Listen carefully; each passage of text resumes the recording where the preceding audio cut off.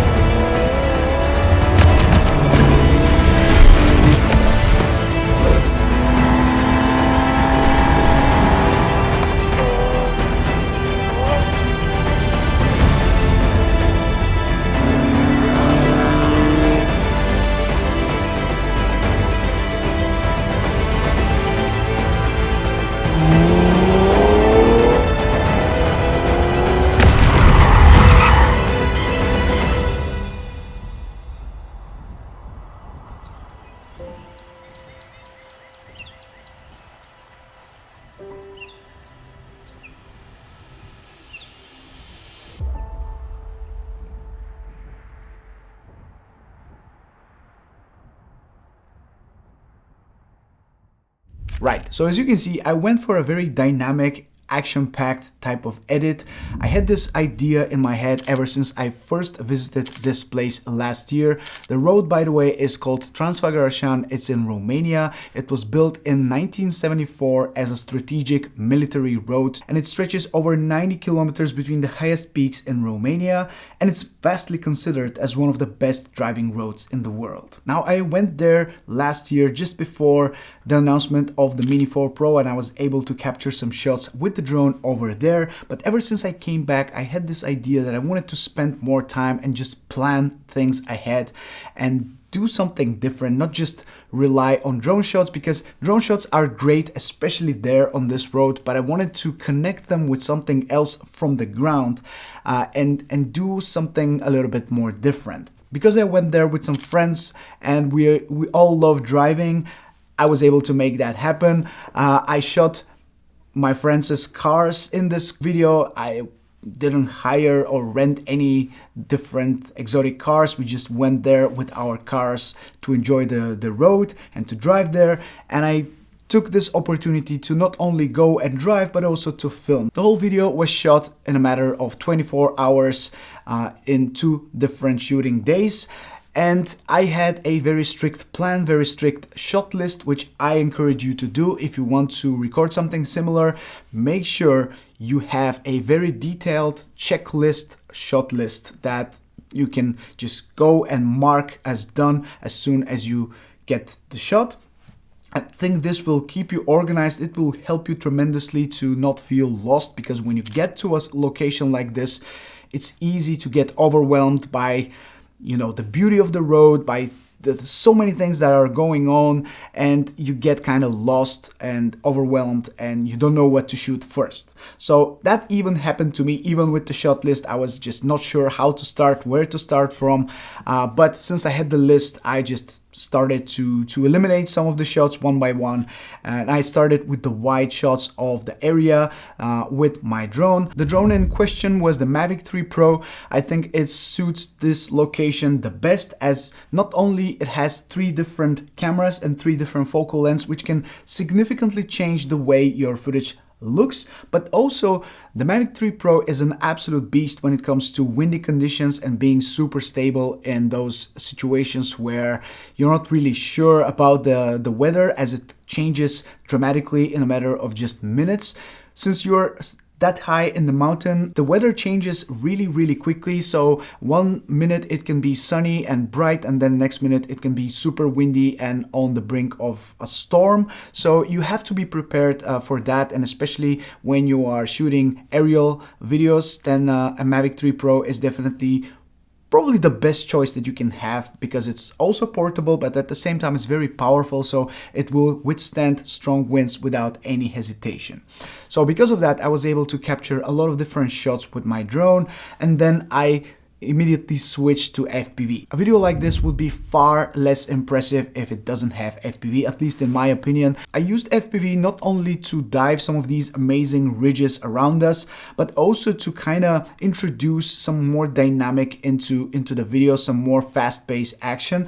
And I also, of course, used FPV to follow some of the cars, to introduce some motion into the video and to kind of make it more interesting. Now, something that I would have loved to do differently and to do more of if I do this again would be to go very early in the morning when there's no traffic whatsoever, so I can really follow the cars without anyone around, without any cars passing by. That's not only safer, that's also visually a lot more appealing. If there's no traffic, there's nobody around. Unfortunately, that wasn't possible because there was a construction in one of the areas of the road, and there was so much traffic even early in the morning, just waiting to go by. So that was not possible to have a clear road just for us, unfortunately, but that's just how it is, as it's a public road, so there's nothing that really you can do. Now, for the FPV drones that I used two different models. So first off, I started with the iFlight Helion 10.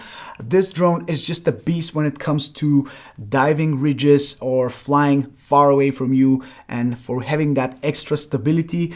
There is no better drone that I would recommend than this one. Yes, it's kind of bulky and it uses a huge battery, but it is definitely worth it because it's a 10-inch drone, so that means that it's very stable in the air. It also has some great signal strength, some great quality of the link between the goggles and the air unit. So I wasn't really thinking about losing signal. I wasn't worried about that at all, and I had full confidence in the diving capabilities of this drone because it's just so it's built for this. So it was the perfect playground for a drone like this. Now, for the rest of the shots where I was closer to cars, I was trying to fly closer and to chase them and to do some acro stuff, it was better to use a smaller drone. In this situation, I used the iFlight Nazgul Evoke 6-inch. This is my go-to everyday drone, if I can say that. I don't use 5-inch drones anymore. I just prefer the 6-inch since I'm always flying around nature where we have a lot of wind. I'm always trying to go far. I think for a situation like this, a 6-inch drone is actually the way to go. It's much better than a 5-inch. With the long antennas, they stick out over the battery quite a lot, so I don't have any issues with the signal as well, and it just flies very smoothly. It's a bigger drone, so it's definitely a lot more I have a lot of confidence in it, and it still has GPS, it has return to home if I need to, and I can really rely on it. 5-inch is also great. If you have a 5-inch and want to use it in a situation like this, you definitely can. I just prefer a size like this for situations where I'm flying a little bit further and a little bit faster, but still want that confidence in the signal. One thing I forgot to mention is the action camera that I used for my FPV shots. Since I wanted the best stabilization possible, I used a GoPro Hero 12 Black with Real Steady Go. Now, I personally prefer the Action 4 when it comes to image quality. That's non-debatable. I really like the quality more. However, I decided to kind of risk it a little bit and shoot in flat color profile on the GoPro Hero 12 Black without any stabilization, just so I can stabilize it later in post. I wanted to have the smoothest possible experience because sometimes gyroflow, you know, can really break your footage, especially if you are shooting in situations where you have a lot of wind. It might introduce some vibrations, some jello, and that's not fixable when using gyroflow. Whereas with the GoPro Hero 12 Black in Real Steady Go, I haven't had these issues. I just wanted to play it safe in this situation because I knew these shots are kind of you take it once and that's it, so you don't have any more possibilities on reshooting these shots. So if I wasn't happy with the stabilization, I would have been really mad. So that's why I wanted to play it safe and to use the GoPro Hero 12 Black, which is great, don't get me wrong, but it's definitely not ideal when it comes to color grading, because the flat color profile is really not flat. It looks kind of graded already, and the log footage is just super noisy. So I never really got to make the GoPro Hero 12 Black footage turn the way I wanted to, whereas with the Osmo Action 4 it always looks great and I can really grade it as much as I like and do it the way I like. But with the Hero 12 I haven't had this same experience. I'm not really a huge fan of the log footage, so that's why I prefer to shoot in flat. Next, for my ground cameras, I used my Sony ZV-E1, which I'm currently filming on. The ZV-E1 is an actual beast, and I'm so happy with this camera because it's just my type of camera. It suits me so well. It's very video oriented. It's what I do the most, so I don't really care that much about taking photos. I only shoot videos 90% of the time, so a video oriented camera is what works best in my case. And it's also super portable, super tiny. It has the flip out screen. I can really use it to its maximum potential. With S-Log 3 10-bit video, it's just amazing what you can produce with this camera, so I'm really happy with it. And of course I had to put it on a gimbal for some of the rolling shots. For that I used a Ronin RS3 Pro from DJI.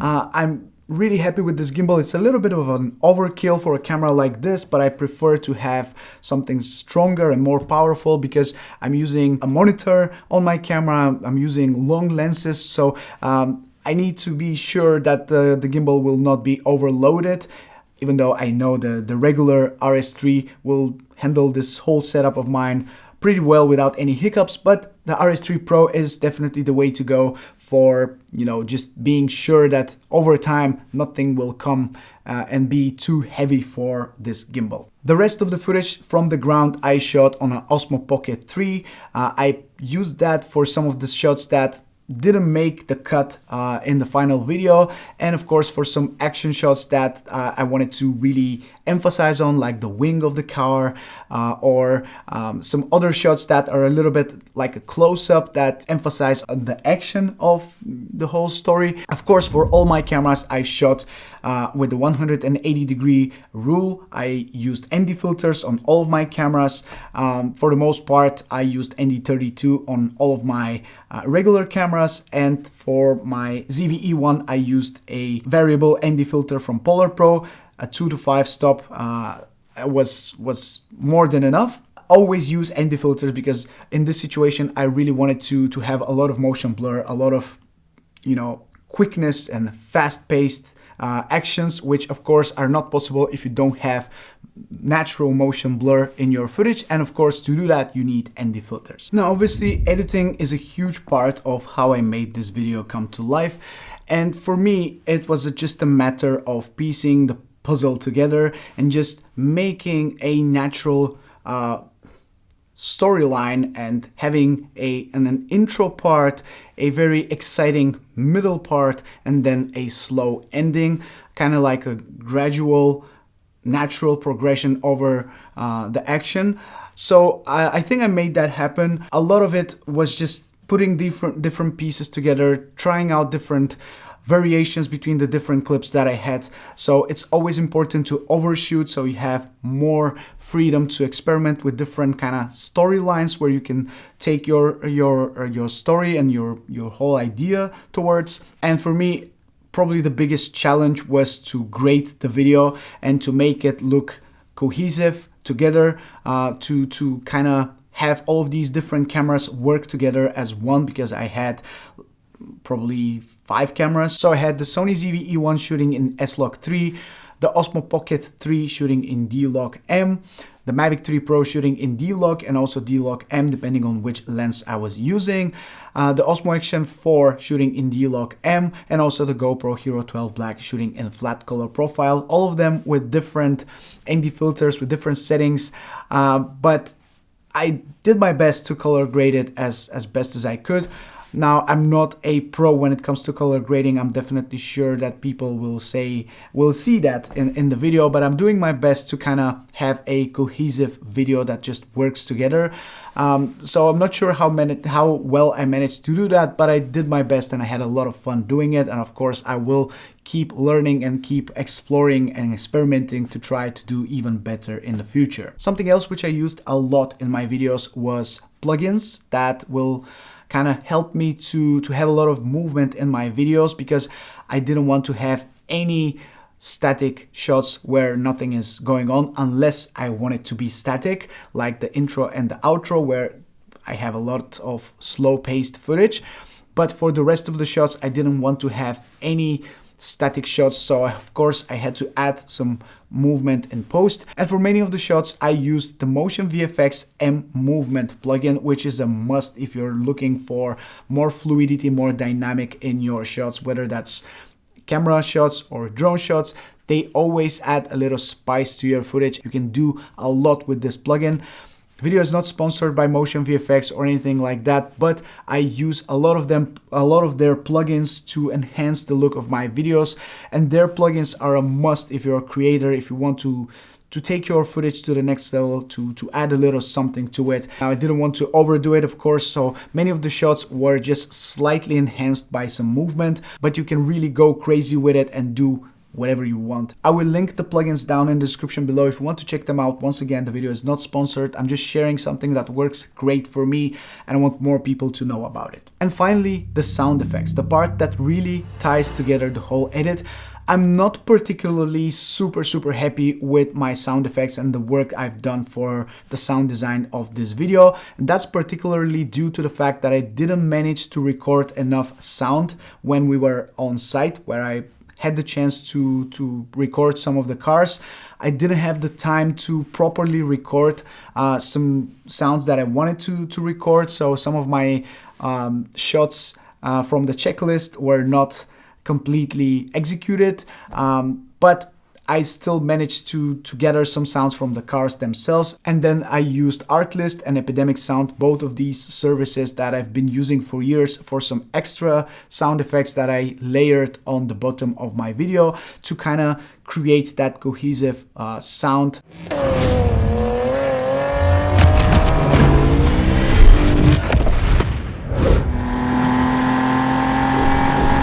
I highly encourage you to sign up either for Epidemic Sound or for Artlist, or if you can for both services, because they are great when it comes to getting some solid sound effects and they can really enhance the sound of your video, which will make it come to life. What could I have done better? Well, many things. Now looking at the video, there are so many things I would have done differently and done probably better. If I had the chance, I would go back and reshoot many of the things and record more sound and get some extra angles and do more. But that's always something that you get to when you are already done with your edit. You see it from another perspective and you see what could have been better after you rewatch your video many times. That's always something that I encourage you to do if you are working towards getting better at editing. Always rewatch your videos maybe in a week or two and you will see it with a different set of eyes. I always do that.